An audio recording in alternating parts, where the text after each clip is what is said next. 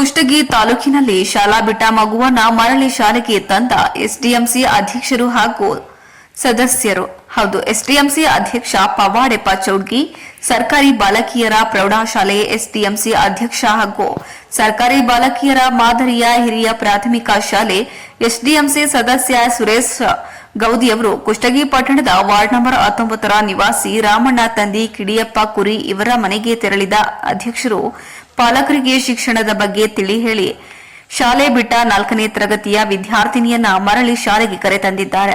ಇನ್ನು ವಿದ್ಯಾರ್ಥಿನಿಯ ಕುಟುಂಬದವರು ಬಹಳ ಕಡು ಬಡತನದಿಂದ ಜೀವನ ನಡೆಸುತ್ತಿದ್ದು, ತಂದೆ ತಾಯಿಗೆ 3 ಜನ ಹೆಣ್ಣು ಮಕ್ಕಳು ಇದ್ದು, ತಂದೆ ತಾಯಿ ಇಬ್ಬರು ಕೂಲಿ ಮಾಡಿ ಜೀವನ ಸಾಗಿಸುತ್ತಿದ್ದಾರೆ. ಹೀಗಂತ ವಾರ್ಡಿನ ನಿವಾಸಿಗಳು ಹೆಸರು ಹೇಳದೆ ಮಾಹಿತಿಯನ್ನ ನೀಡಿದ್ರು. ನಂತರ ಶಾಲಾ ಶಿಕ್ಷಕರ ಜೊತೆ ಚರ್ಚಿಸಿ ಈ ಮಗುವಿನ ಆಧಾರ್ ಕಾರ್ಡ್ ಮಾಡಿಸಿಕೊಡಿ ಎಂದು ಹೇಳಿ ಸರ್ಕಾರಿ ಸೌಲಭ್ಯ ಪಡೆಯಲು ಅನುವು ಮಾಡಿಕೊಡಲಾಯಿತು.